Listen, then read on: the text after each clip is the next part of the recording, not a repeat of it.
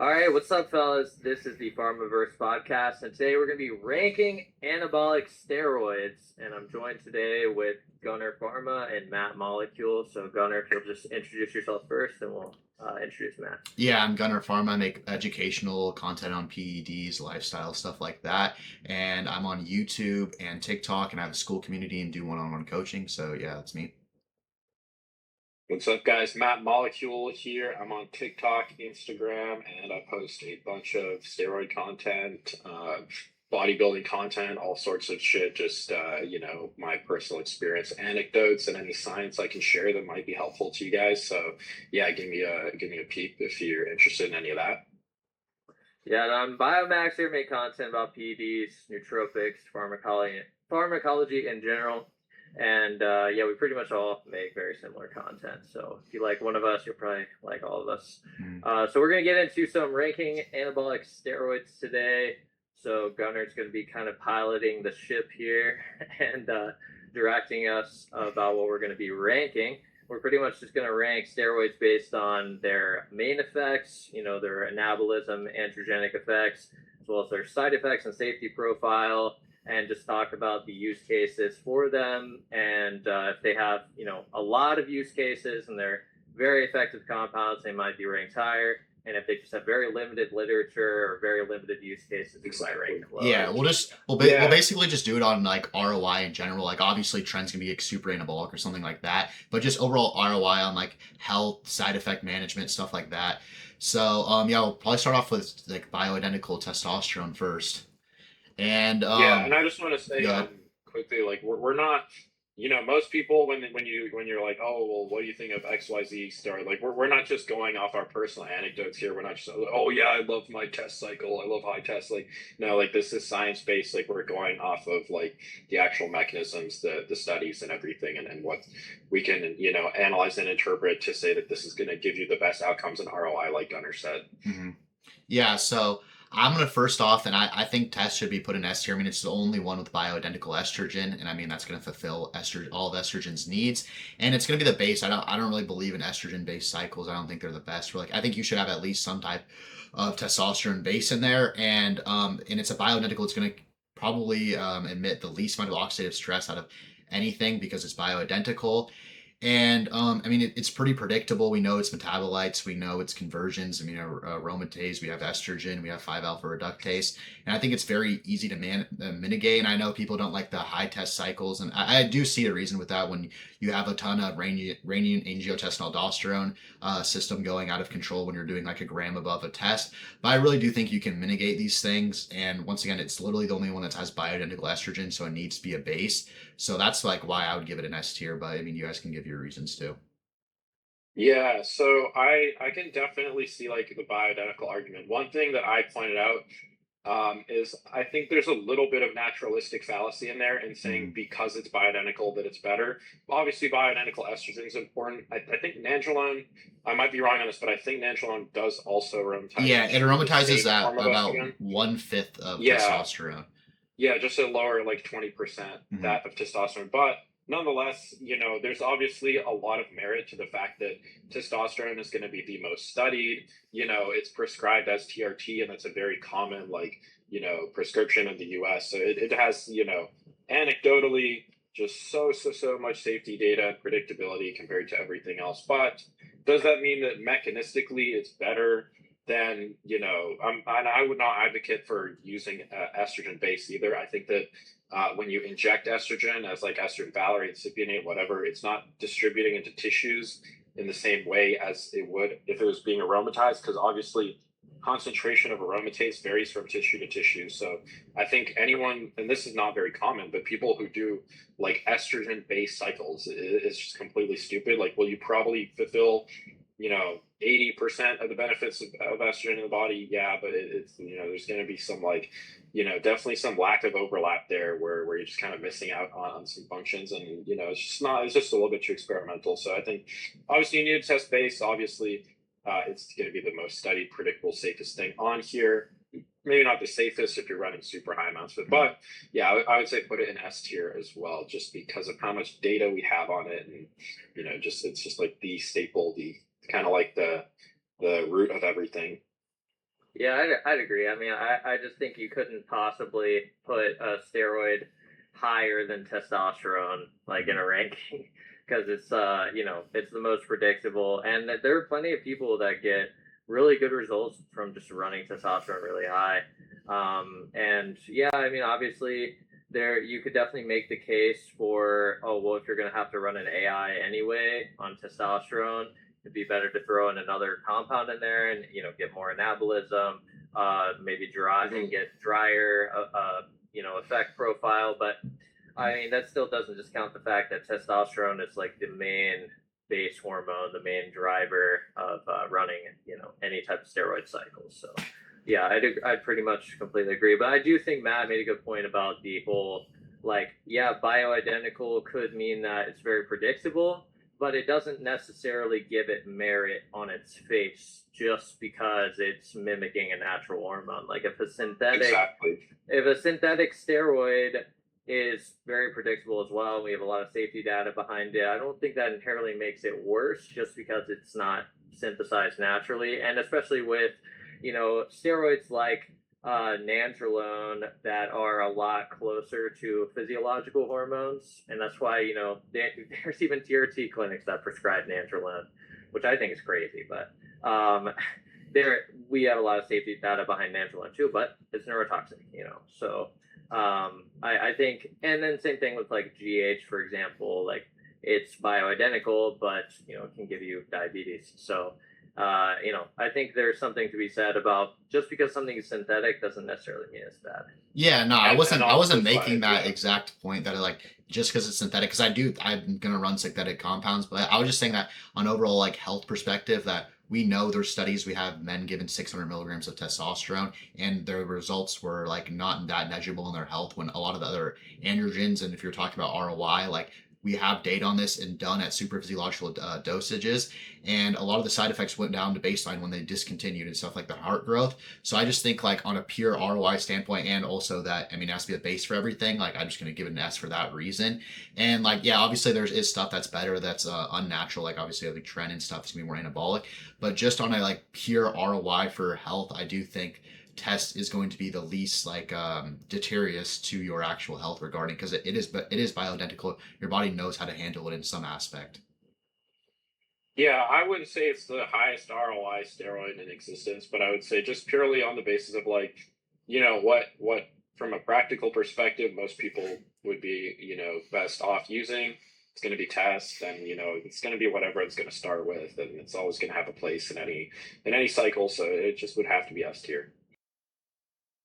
Okay, we could move on to EQ now. So if anyone wants to start that off. Yeah, EQ. I mean, it's been pretty controversial recently. A lot of like a lot of recent development on it with we had that big guide dropped on it with like the nephrotoxicity and just kind of like The all the different estrogen. pathways with how it interacts with estrogen and everything. I would probably put EQ at, I would say either A or B tier, because I feel like it is very anabolic. The erythropoietic effects are going to increase your training capacity. It is something that you can run, sustainably long term, I would say, provided that you are not running your hematocrit too high, your blood isn't getting too thick. Like that's the main concern out of EQ. Obviously, the whole like triple pathway SERM slash estrogen receptor antagonist slash AI, complex little like mechanisms that it has to kind of interfere with or modify like the way your body handles and receives estrogen is, adds a lot of complexity there. And there's a lot of stuff you can't really like predict on blood work. It's very long ester as well, which makes it super annoying to like front load. And if you get problems on it, you're now really kind of screwed with it in your blood for a long time. So I would say it's not very beginner friendly by any means, but if you can run it properly and tolerate it, it's extremely high ROI, extremely tolerable, long term, sustainable, and you can get very good steady growth on it. So I don't know what you guys would say, but I would probably edge towards A or B, something there. Yeah, I'm in the same kind of aspect as you, maybe a little bit more towards the B range. I mean, obviously, it has that increase in red blood cell production when you just start taking it, and I do think it has some appetite stimulating effects too, which could be good for a bulk. I do think it's good bulking, and it does work as a pretty potent aromatase inhibitor. Like you're really like what's it called? You hyper respond to it as an aromatase inhibitor, right? You have to run like 3-to-1, right? Yeah. So this is a couple things, still tidbits for anyone who wants to run EQ. You have to check your estradiol on ultra sensitive. I mean, this goes for pretty much anything, but especially true with EQ because its estrogen metabolite will cross detect, and a lot of people are just getting, regular ECLIA or something like that, and they're like, oh, look, it's not really crushing my EQ that much. Well, that's like, probably 80% of that could be the completely like benign estrone, byproduct, which we suspect might actually have like some kind of like lack of effect at estrogen receptors. It's almost like binding to the receptor, not really doing much. We don't really know. I know there's like a big video on it. I didn't watch the whole thing, but yeah. So you have to do ultra sensitive, and I did 600 tests, which is like around the saturation point for aromatase. Yeah, it's right around 600. Yeah, dips off a lot past there. And then just 200 EQ, and I had my estradiol at 4 picograms on ultra sensitive. So I would say of the three, like Mass, Primo, and EQ, I would say EQ is probably the most potent and most people at reducing overall estrogen. Yeah, and so I would. ahead. Sorry, Gunner. You can go ahead. So I would probably rank boldenone, undecylonate at like B tier.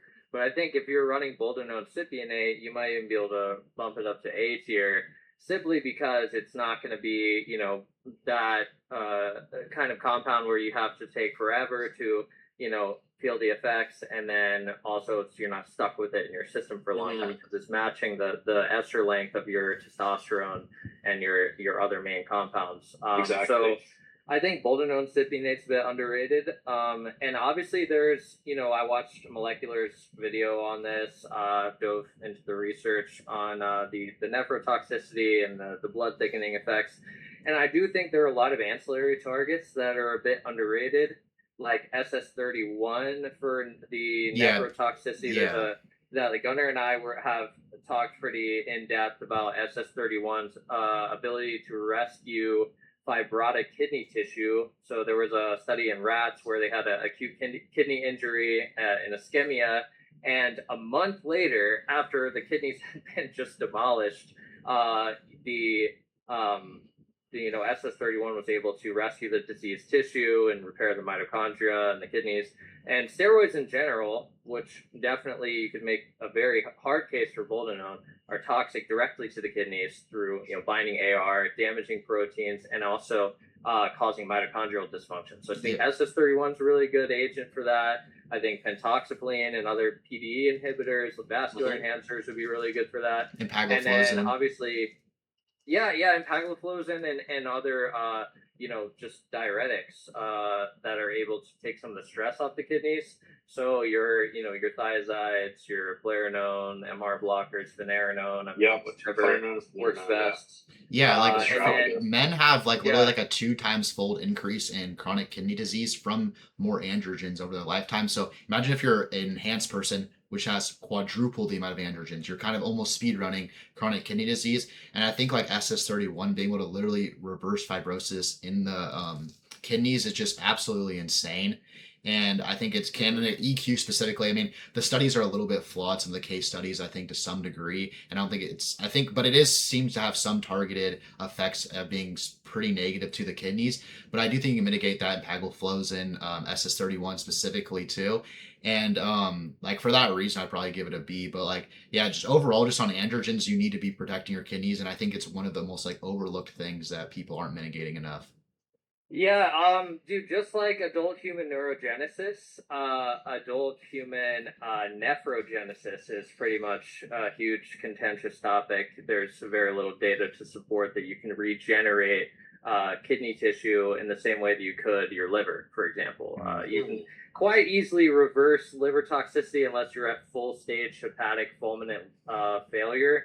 just simply by pulling the steroids, liver enzymes normalize, and you're pretty much able to mitigate that stress on the liver. But as far as the kidneys, like, everyone always says, like, if you damage the kidneys, you're fucked. So this is definitely a preventative measure, in humans at least. Like in rats, you can use the mitochondrial peptides, and they're like, they bounce right back. But in humans, this is something you need to prevent from the very beginning.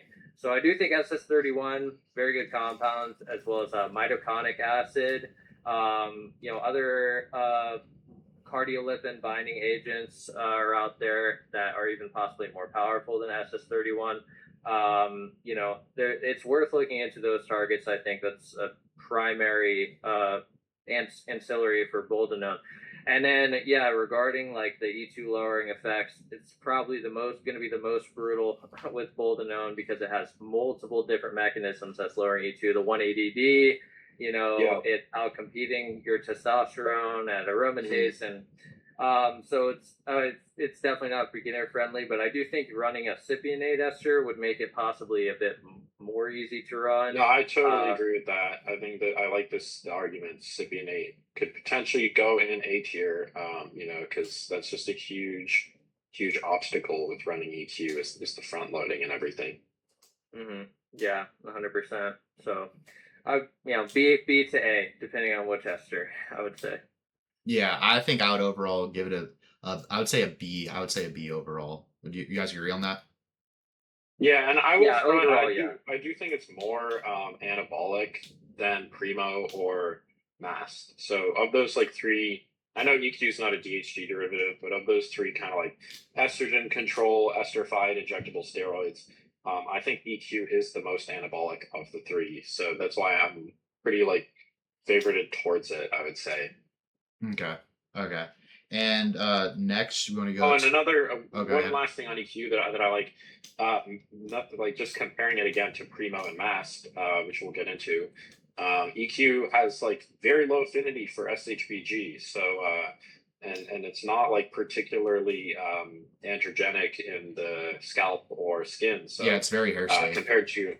Yeah, exactly. Very hair safe, very skin safe. So compared to Mast or Primo, EQ is, I would say, this is arguable, but debatable, but not only more anabolic, but also more hair safe and skin safe. So if you want something to run like long term sustainably, if you can get past the kidney toxicity and you find some way to have like a balanced estrogen signaling on it, I think it's definitely going to beat out Primo and Mast. I think if you're what's it called, susceptible to androgen driven hair loss, I do think it would be an A tier.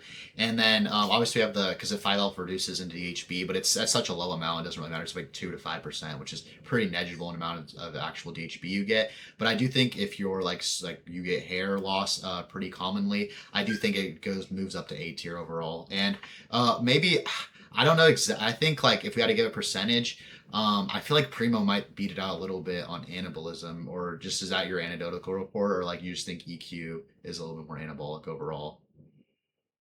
I think the like red blood cell increase, erythropoiesis increase, just kind of favorites it a lot. As far as I know, Primo has good nitrogen retention and stuff like that, but I think the increase you get in training capacity and kind of like fullness, vascularity, and all that from EQ is like adds a certain layer of anabolism that you would not otherwise see.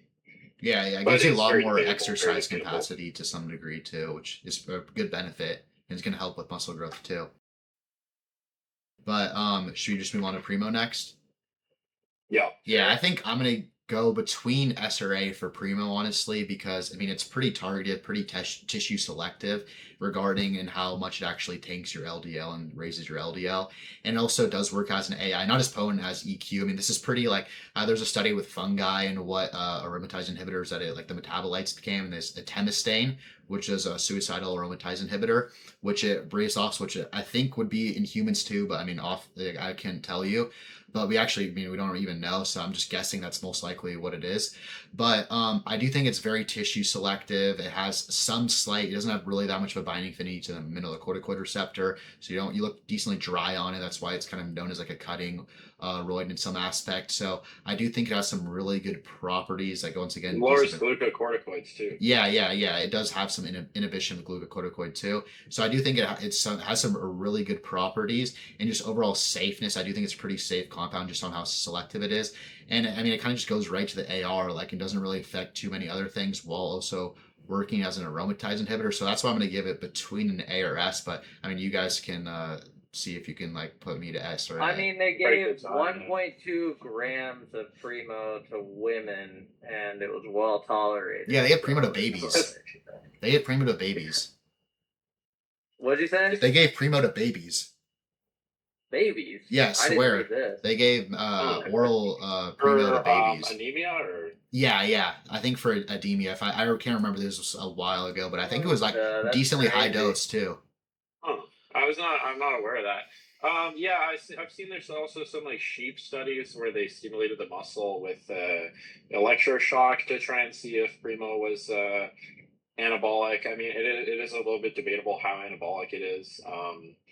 My one gripe with Primo is it's just the high affinity for SHBG does kind of make it a bit more of a pain in the ass when you add it in, because especially if you're someone using like dutasteride, then I think it's a better AI than EQ for sure, or MAST. I think it's the best AI injectable esterified steroid.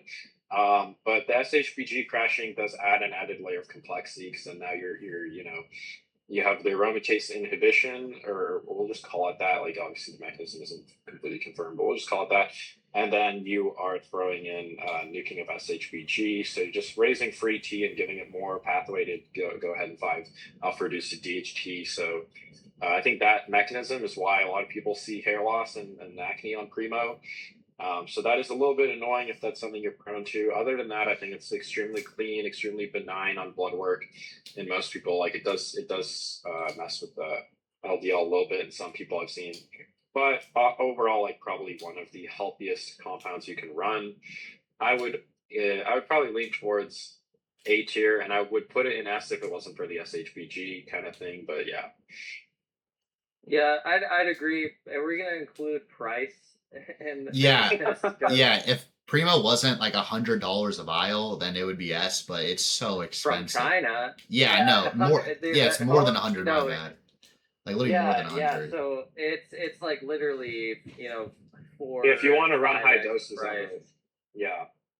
Yeah, so it's very expensive, and especially let's say you try and run Primo at like 2-to-1 ratio with your test Primo ratio, and if you're someone who that's not really touching it, and your E2 spikes, and you got to run Primo 1-to-1, which I know plenty of people that do. Yeah, I'm close to a 1-to-1 with test Primo, and it gets quite expensive, so.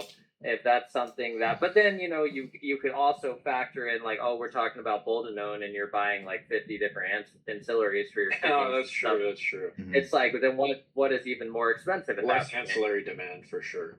Yeah, so maybe you could make the argument it evens out, but yeah, as far as the safety profile of Primo, I mean, I know people that run Primo on a cruise, that run Primo at they'll run 150 test, 50 Primo as TRT, and their blood work is just perfect, and I could definitely see that kind of just using Primo as an AI, and not even as a steroid at that point.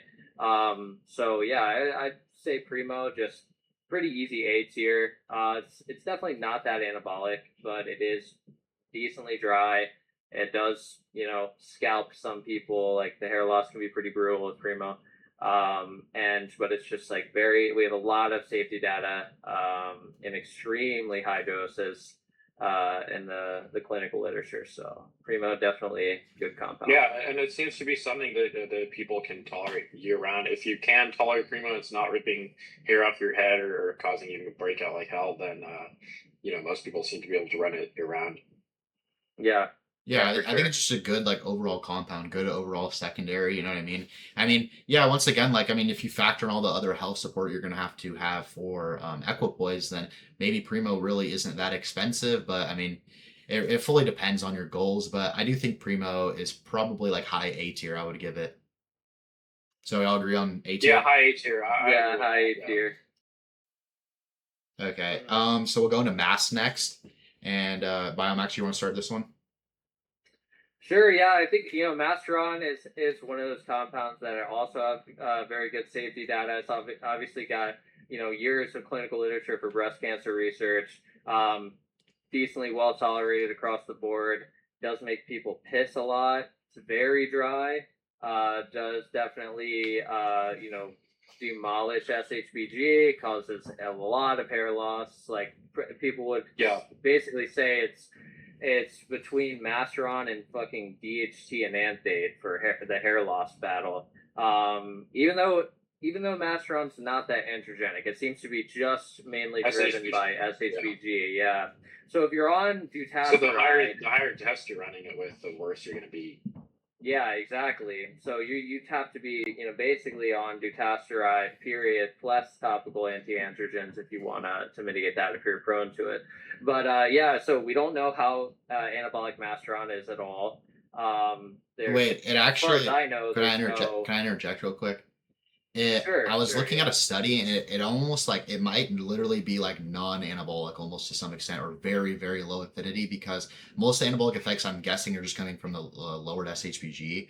But I remember I was leading a study and there's Yeah. no bone mass density increase, which all anabolics do to some degree. So it could really just have like literally like 0.1% affinity for the AR. And like I've talked to people that ran 3 grams of Masteron, like oh it gets anabolic about 2.5 grams. Like, are you really like, yeah, I mean, like at that Well, point, not only the bone density thing, but I think it was like one of the only steroids that did not increase. I forget which metric it was, but I think it was red blood cell count, or it was one of those biometrics that's like a very clear indication of some increase of like muscle protein synthesis or anabolism. And Masteron did not touch it at all, and arguably that might be good because it's clean on your bloods, but it also Yeah. demonstrates that maybe it's literally doing fuck all for for anabolism. yeah, I think it Yeah, might so I literally mean, at be that point, nothing. Go what ahead. do you even consider it? Like, it's just a diuretic.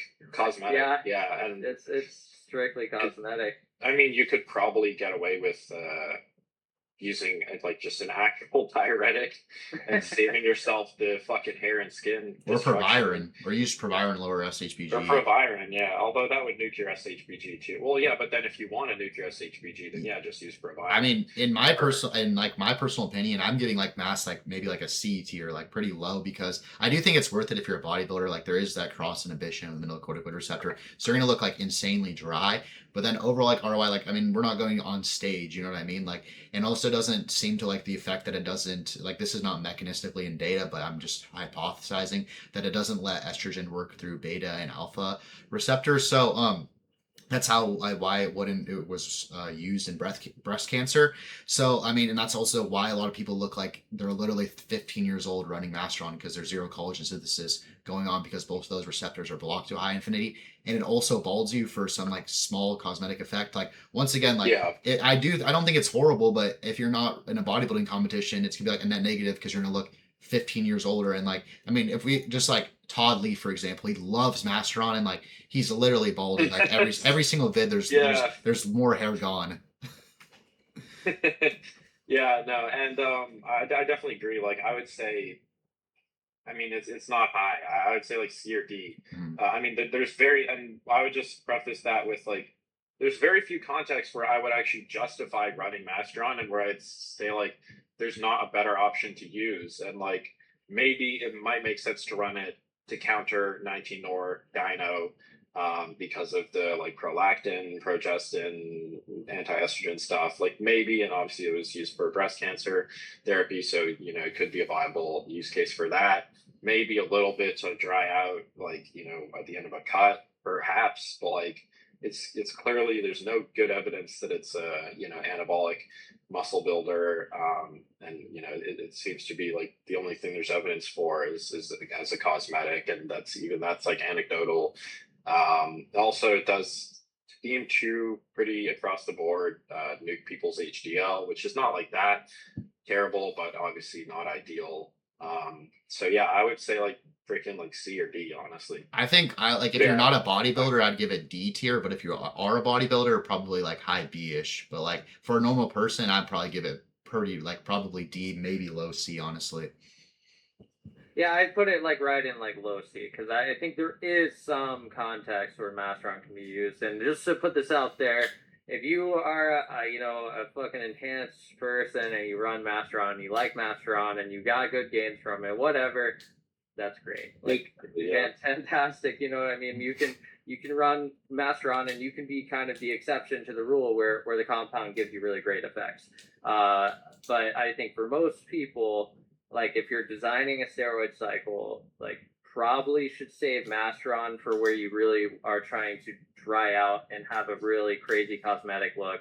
If you're an influencer and you got your fucking Gymshark, photo shoot coming up in a month. Or I definitely use like Winstrol, and save yourself the hair and the freaking skin. Yeah, I think maybe one practical application is maybe not getting anadrol gyno, because it seems to mitigate some of that progesterogenic activity there. The gyno is really that's the only context I would use it personally. Yeah, and only anadrol too, because you could just use raloxifene or intoxifene, which is the one you talked about. Or meloxifene. Or meloxifene or tamoxifen. So you can choose those on like any other cycle, but I mean anadrol has that like specific, it's not even fully known, that specific progesterone activity that it kind of, people anecdotally get that like gyno day after taking it, and it seems to just anecdotally like Masteron seems to mitigate this. So I'd say maybe like Mass Probe could be something to mitigate the anadrol gyno flare up. But besides that, I mean, obviously, like, I know we're going to get some hate comments in that from, like, MesoRx, Unks that, like, love Masteron. But, I mean, just on an overall ROI, you're going to go bald. You're probably going to age yourself 15 years. And it's not anabolic. You know what I mean? Like, why not? If you really wanted to, like, crush your sex hormone binding globulin, why not throw in, like, a little bit of injectable proviron or something like that? I just think there's more, like, there's just better routes to go. You know what I mean? Yeah, and that's an explanation there for anyone who's going to come, oh, well, I've used MAST and I gained 15 pounds. Well, maybe it's just crushing your SHBG and raising your free T. And I'll give you guys a quick story. Like, at one point, we were talking about EQ. I had my E2 at 4 picograms. And then, so obviously, EQ saturating aromatase, my only option was to pin estradiol to kind of bring that up, or kind of like, at least ameliorate some of the effects of that. And I overshot my estradiol, and so now there's too much of that. And so my only option, obviously taking an aromatase inhibitor, wouldn't fix that because it's already aromatized its estrogen in my blood. So now my only option was to load a bunch of MAST. So I did I think over a gram of MAST for like a week just to try and give myself some relief. And my face was like a freaking water balloon. And I was just trying to like bring that down and kind of fix my blood pressure, emotion, and all that kind of stuff. And MAST was like the only tool I could come up with for that. But yeah, I didn't notice much even running like over a gram of it right there. Yeah, so yeah. I think we'll just put it low C. I mean, I would probably put a D tier, but we'll just do low C overall. So yeah, I think that's a good place. Mm-hmm. And then next we'll go to Nandrolone, and I'll kick it off. I mean, I don't think I think Nandrolone's probably D tier. Really limited like application where you want to use it. I mean, if you're like want some type of joint lubrication, I mean, you could also do that with anadrol, growth hormone, like literally fish oil.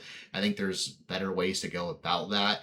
And I mean, maybe if you're like, I don't know, if you're like super dried out from Winstrol or something and want some type of connective tissue or something, maybe some NPP to get that back.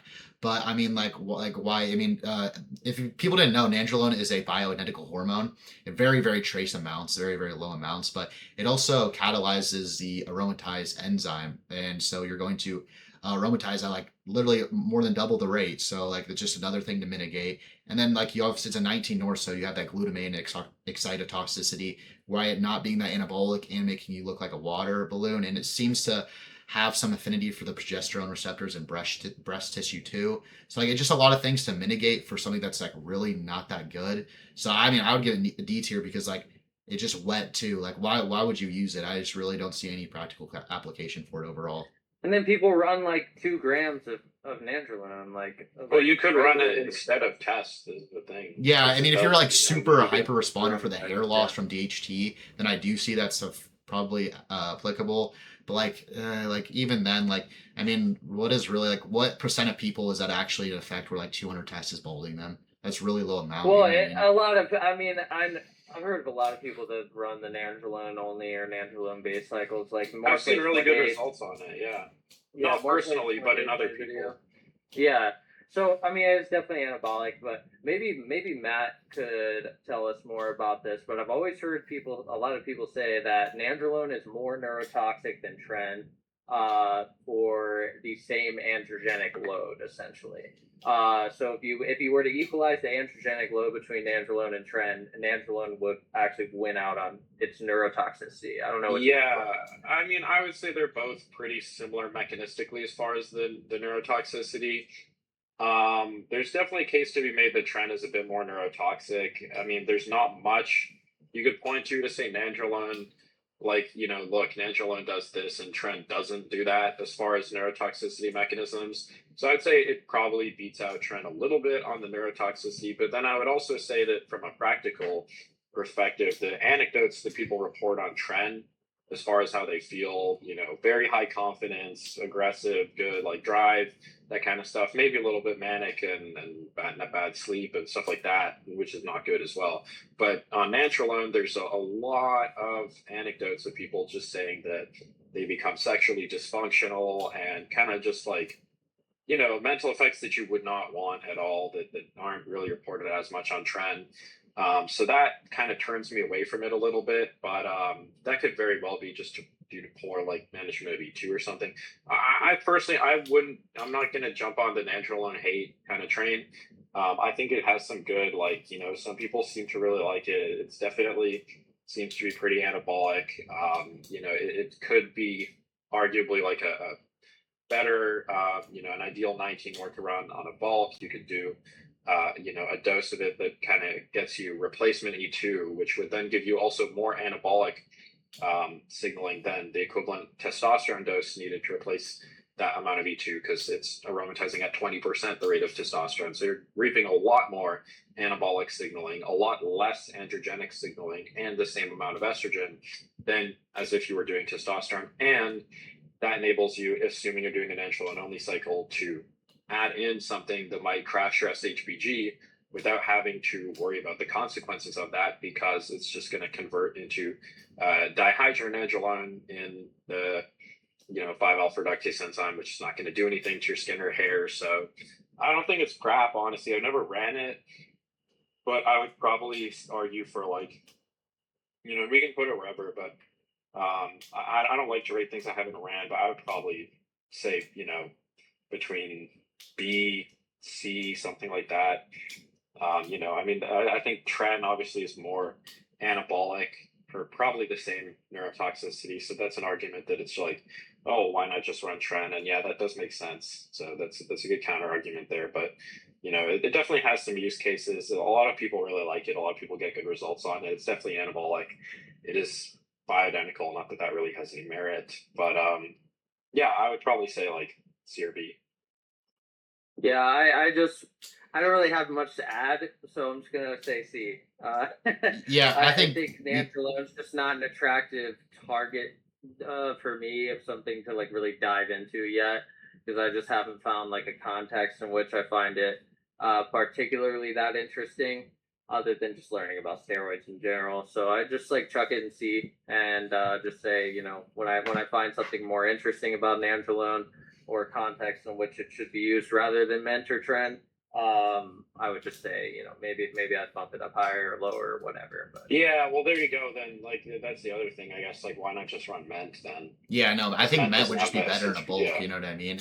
I right. think I've said that too. So yeah. Yeah, I mean, especially given the same thing you were talking about how you have 20% of the aromatase activity, and you can just run it for more anabolic signaling. Yeah, so it's just the shittiest 19 more, pretty much. Yeah. Yeah, and so I'm curious, why do you think people report DECA dick, but not NPP dick? I think just less people run NPP. Honestly, I mean, That's it? I think actually like when they were, I mean, this is pretty like just skepticism, but I mean, they make esters for a reason on a lot of compounds. For example, like they made Nandrolone undecanoate ester, like DECA specifically, for some type of pharmacodynamic reason. And I think NPP doesn't reach as high serum concentration levels at a lot higher doses.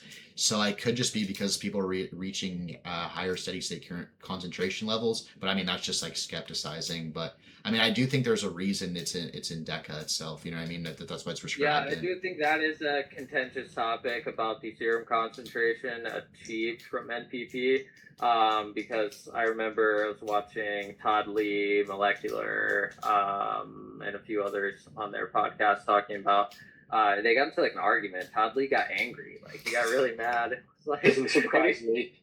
He got really mad, and he was like, you just have no idea what the fuck you're talking about. Like you know, NPP, it doesn't work that way. And they were talking about, you know, the serum concentration, how high, you know, you need to run it for it to build up in serum. So yeah, and the only context I hear these guys talk about NPP is for joint lubrication on, you know, a show prep. You know what I mean? So, other than that, I mean, I just wouldn't be able to add too much to it, you know? Yeah, I really only see its use case if you're like you get like, I mean, some type of people get really bad anxiety from testing. It's a pretty low amount, or like you're going to get hair loss or stuff. But I really only see its use case in an Nandrolone only cycle, which is going to be good for about like maybe 0.5% of people, 1% of people if they don't respond good to test. But I mean, I would probably give it like a D tier, but I would probably just all agree like C, low tier, C around there, just C. We can say C. Yeah, I mean, at the end of the day, I think there's a lot of opportunity for a Nandrolone only cycle to edge out a test base. Nandrolone only base to edge out a test base. Okay. All right. So we'll just put that in C, maybe high C, and then we'll go into Tren. So I mean, I think low dose Tren I think is S tier, and then high dose Tren is maybe A or B tier, because I mean, I was looking at the Tren actually is kind of a SARM at low doses. It has very good tissue selectivity and anabolic to androgenic dissociation to some extent. Like it is like all of like the people like, oh, SARMs, like SARMs aren't actually SARMs. The only thing that I know that really actually is a SARM is low dose Tren to some extent. And I think around 25 to 50 milligrams, it actually acts like a 3-to-1 anabolic to androgenic ratio around there. And the more you titrate the dose up, it just becomes more and more and more androgenic.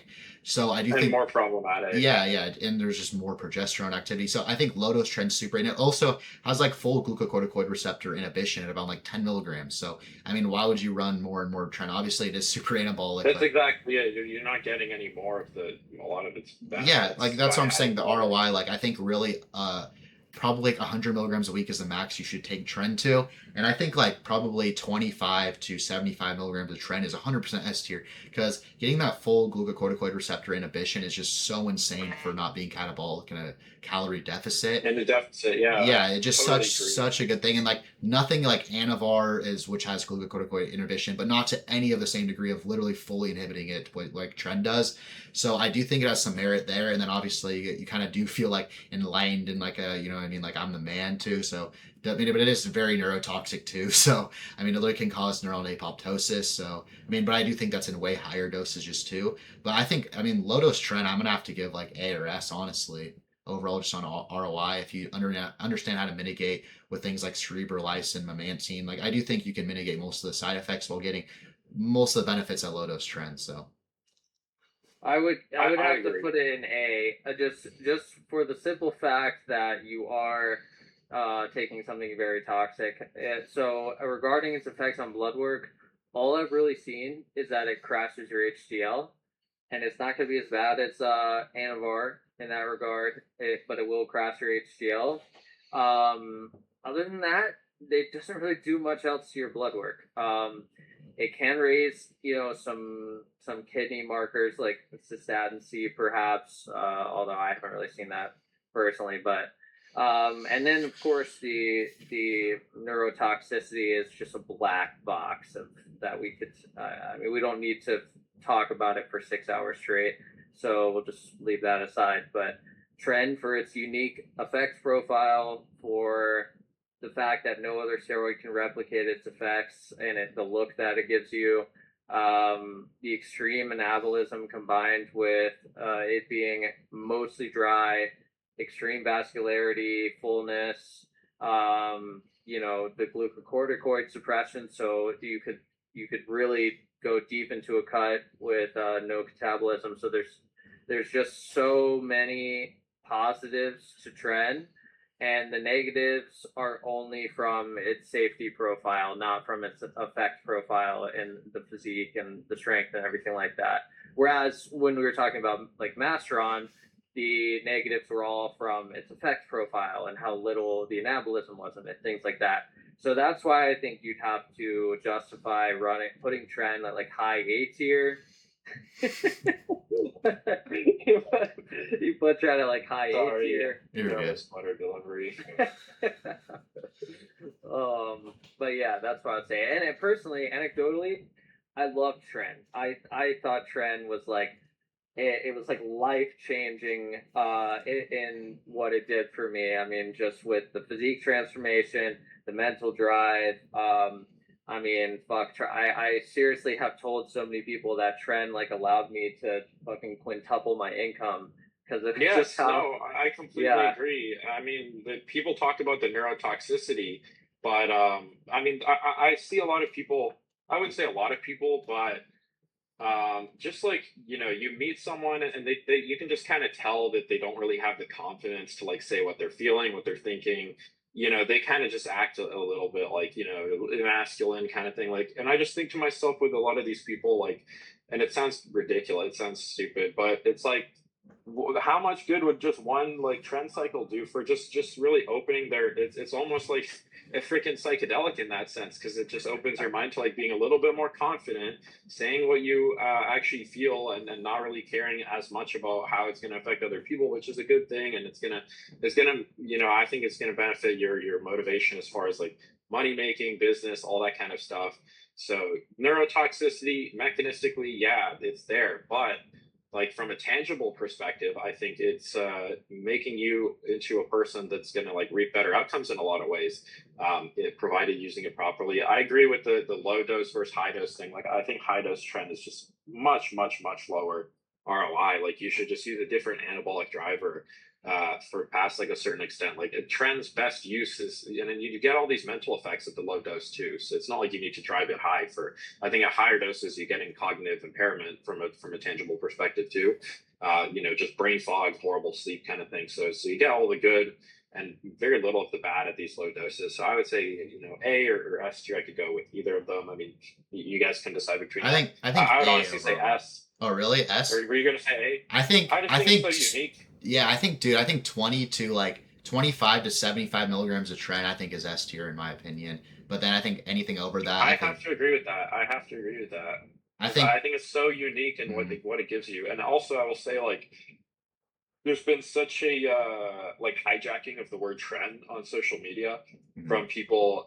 Just like, it's become like this TikTok buzzword for people who don't know anything about steroids. They've never used any steroids. They've never injected anything in their life, and they just like see, oh, Tren, oh my god, and they think like it's some kind of fucking like crazy like super soldier serum that you injected once, and like all of a sudden you wake up the next morning and you're like a 300-pound ogre bodybuilder fucking beating your wife and like going to jail. It's like so stupid, so like inaccurate to what the drug actually does. It's a steroid at the end of the day. It's not that much different than any other steroid, mentally, physically, or anything like that. And most of these people, I think, if they ran a Tren cycle, which they never will, but if they were, they'd probably be underwhelmed, and they would probably not at all be what they expected. So yeah, that's just something I want to put out there. Tren is just all the buzzword garbage. I'll even say, I don't know if you guys care if I name drop, but Alex Diago, like this. Oh, dude, I hate that dude. Like, you will take Tren on the third day. You will gain 20 pounds of muscle. Dry, lean, 3D, hard, brainy. Like, just shut the fuck up. Like, you don't look like you've ever used steroids in your life.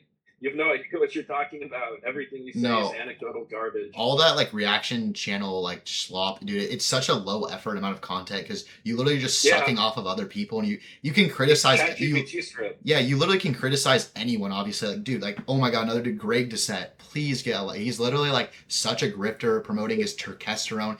It is the worst shit. Zero evidence. No, on the videos he's like, I know there's zero evidence, but money back guarantee if you buy. Like, dude, just stop pushing your schlop that doesn't work. It's like horrible. And like Diego, like, dude, literally it's just schlop content. He's never posted a study in his life. He's never mentioned a single piece of scientific data in a single video that he has ever created. And this is a guy trying to charge you fucking like what, $800 a month to tell you what steroids to take. And he's never mentioned a single study, a single piece of science. So what are we going off of? Like ideas that we come up with in our head or get from ChatGPT. Like ChatGPT put 5 out of 10 on dry, grainy, hard, 3D, blah blah blah. No, yeah, and the content is so easy to make. You literally get a webcam and you just go watch and react to video and you just hyper criticize it, and then you just overblow everything to like, oh, he's taking Tren, and like, he won't say the dose.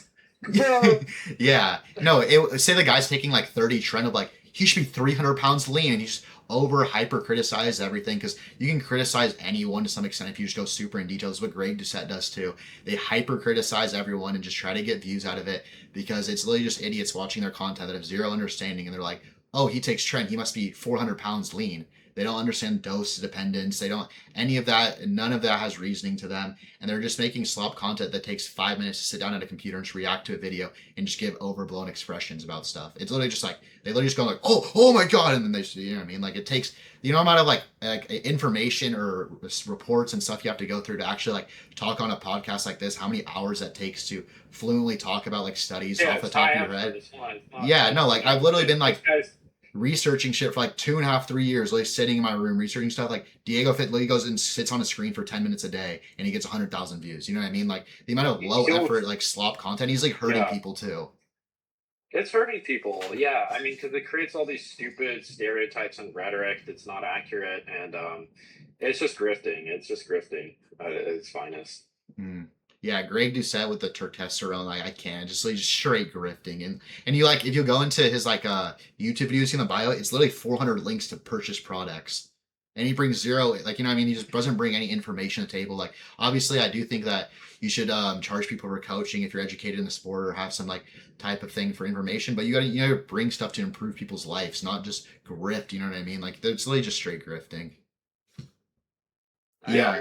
We could go on. Let's throw Tren in low S. Yeah, low S. Yeah. Low S. Yeah, so we could probably go into MENT now, and I'll probably go off. You can go, actually. One of you guys can go first. Matt. We'll let Matt take it. Yeah, Matt has some anecdotal. I'll use my fair share of MENT.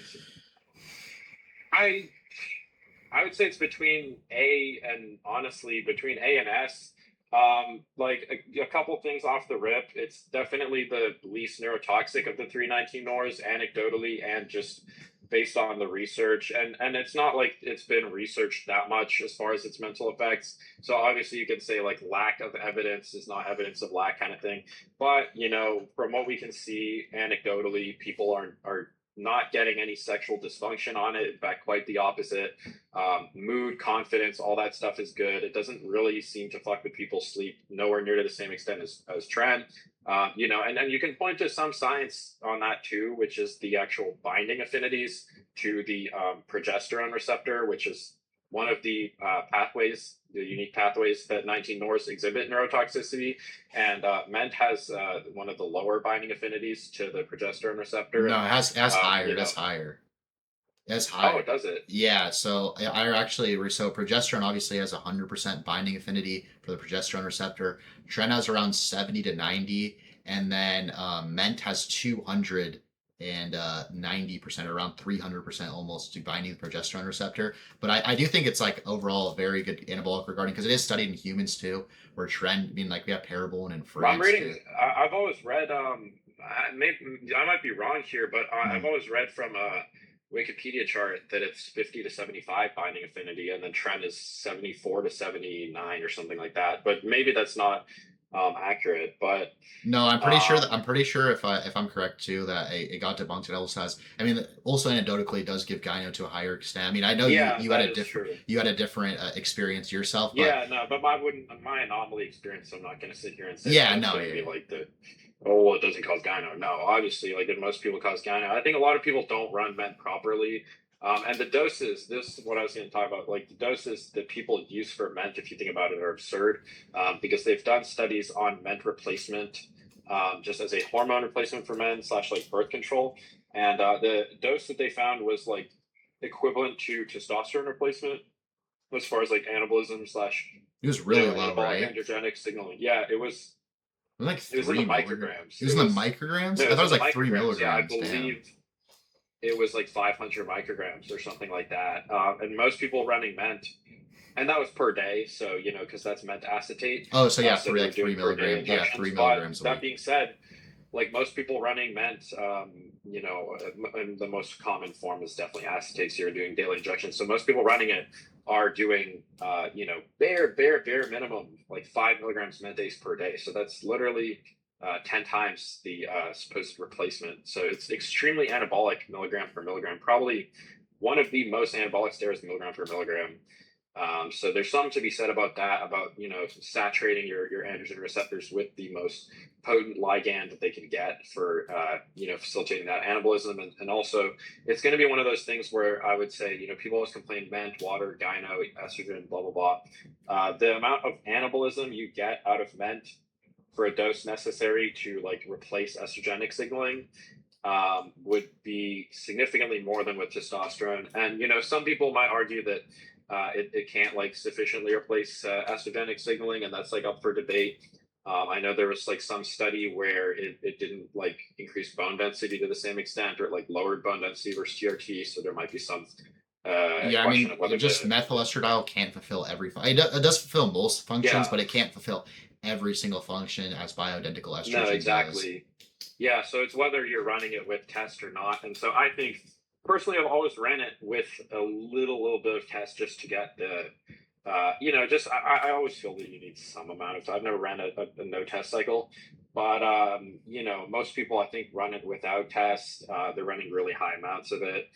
That being said, like there's something to be said about the mental effects it gets you, which is like seems to be very like euphoric, kind of like D-ball almost from the methyl estradiol. It's the same kind of like D-ball methyl estradiol feeling of like low anxiety, great mood, very social, very like active, high drive, like all that good stuff. And I think it is potentially like just based on the fact that it was studied as a male birth control slash hormone replacement. Like it might potentially be something that you can run sustainably, like pretty long term if you can work it into your protocol well. Like the main issues that I would say is like potentially blood pressure, water retention, gyno. Apart from that, really, not too much. So I would put it in. I would have to say A tier because my anecdote on it was very good, but I'm sure a lot of other people's weren't so good.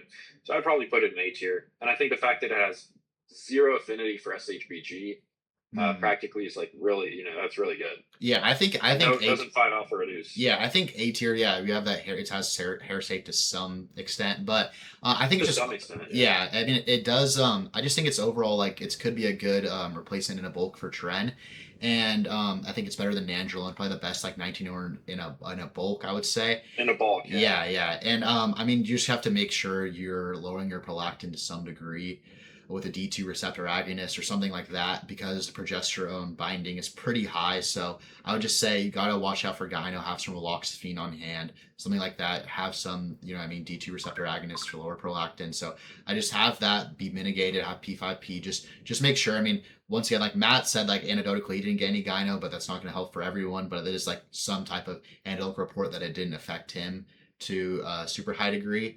But I would say that's probably the only thing to really watch out. It does seem to be less neurotoxic than Tren. And it also does have human studies where Tren, I mean, we have that Primobolan study in France, but I mean, you can't really extrapolate any data from that. So I would say that it has some human data, which is a plus too. So I do think it's probably the best 19 in a bulk. So I'm going to have to give it probably, right around A tier. I think A tier is a good place. Yeah, I would agree. I mean, I'm going to be running MENT probably most likely in December. That's my plan, at least. So you know, then I'll have more of an opinion on it once I actually run it. But I've not run MENT before. But yeah, I mean, I'm excited to try it. I think it's going to synergize quite well with the rest of the compounds in the cycle, and we'll see how it goes. Maybe it'll go horribly, and I'll hate it, but we just have to find out. But yeah, just mechanistically from the literature, I would definitely put it like in A tier. I think it's a good compound, very promising. Yeah, we'll move. I hope so. I would have, Yeah. Okay. We'll move on to DHB next. I'm gonna give the straight D tier. I think DHB is horrible. I mean, yeah, I'm gonna second that off the gate. Yeah. And we literally have one single rat study that's already minus, has no human studies, and that limited of the animal application. And I mean, it just literally was less anabolic milligram per milligram than testosterone, while like not like a little bit of increase in liver size, like it was very significant, and that's just so horrible for you for literally over. Like, I remember this is an anecdotal report, but I mean, you kind of have to give some type of anecdotal report when there's zero human studies. And I was talking to a coach, and he said that he had someone that was 20 years old running 200 milligrams of test and 100 DHB a week, and he ran this for about 6 months, and his ALT came back at I think 3,500, and he like both of those liver enzymes were over 3,000, and he ended up having to get a liver transplant. So I mean, we do know that crosses over to the liver size increase in humans if that's happening. If that's the only factor, because we have them on TRT and then DHB, and then another factor we have is the horrible solvents they're using to suspend DHB. Yeah, the guaiacol. Yeah, the glycol, the ethyl oleate that has to actually hold it over. Like it just like. And then bad PIP for a lot of people. Yeah, too. no, bad PIP. Yeah, we have what's his name? Who didn't hold under? Someone didn't even hold under their skin. Mez, I think, maybe. Oh yeah, Phil Pinson didn't even hold under his skin, which is like the horrible thing, because even a lot of these underground labs, they don't understand how to hold ethyl oleate, and it's actually like ethyl oleate in a 50 milligram per milligram or milliliter per vial, it'll turn to gel. It'll literally turn to gel. So they have to stuff it with glycol and ethyl oleate and all this stuff. So like it's just like such a shitty compound. Like, in what practical application would you not use it? It's less anabolic milligram per test. Like, why not add in 100 milligrams of Primo? Why not add it like 100 milligrams of literally anything? Like, I think like Nandrolone is better than it. Even, you know what I mean? Like, there's just like, why would you use it in overall ROI with the liver size increase? I just think it's shitty overall. Yeah, I mean, it's like super draw level liver toxicity for freaking testosterone level muscle growth. Yeah. And all we have on it to say that it's good is like a bunch of ride or die freaking DHB people who have used it and say like, oh, it's better, that it's more anabolic than Primo or EQ or Mast or blah, blah, blah. And I didn't get any like liver toxicity and blah. And that's like, if you can find someone who can brew it perfectly, then maybe like, you mitigate some of the inflammation and all that. And then still you're left with something that has practically no data and just some anecdotes on it. And so it's just like, from my perspective, I've been asked by several people, like, do you think you'll ever run DHB? Why don't you try like one cycle, just see? It's like, I don't really want to play around with my health when I know there's stuff I can use in any context that's going to get me to my goals in a way that's not going to have the same like health risks as DHB. So it's just taking on a risk for no potential upside. There's no nothing you can point to with DHB that is going to be like a potential upside that you're not going to find with any other steroid. Like, at best, it's a non-aromatizing anabolic, steroid. That's it. I mean, and at that point, there's so many better options, and you're probably just better off using something that lowers estrogen and then just bumping up your test as well. Because I guess also it doesn't lower estrogen. So it's just completely benign in its effects on estrogen, which is cool. But there's stuff that does that too, oxandrolone or trenbolone, or there's a couple options for that anyway. So yeah, it's D overall, 100%. I don't think there's any practical. I put it in F. I think no, we have D's the lowest. D's the lowest. D's the lowest. So we have it in the lowest. Yeah, there's just no point in running DHB. Yeah, I see all the MesoRx unks love DHB. They love DHB and Mast. They have test DHB and Mast. I mean, dude, you can have all of it you want, dude. Like, you know what I mean? Just take all of the DHB and Mast you want. You know what I mean? All right, what do we got left? Is that it? I think that's I think that was everything, right? Yeah, that's Yeah, everything. yeah, I think so. All right, so I mean, definitely, you guys definitely know what compounds we think are the best, have the most established safety profile, highest return on investment, and what are most likely not to touch your blood work and what's most likely to destroy it. So I hope this was informative. Always appreciate Matt coming on and dropping insane steroid knowledge on everyone. Yeah. And then Gunner, of course. And yeah, this has been ranking steroids. So hope you guys enjoyed. See ya. Appreciate you guys. Thank you for having me on. Yeah.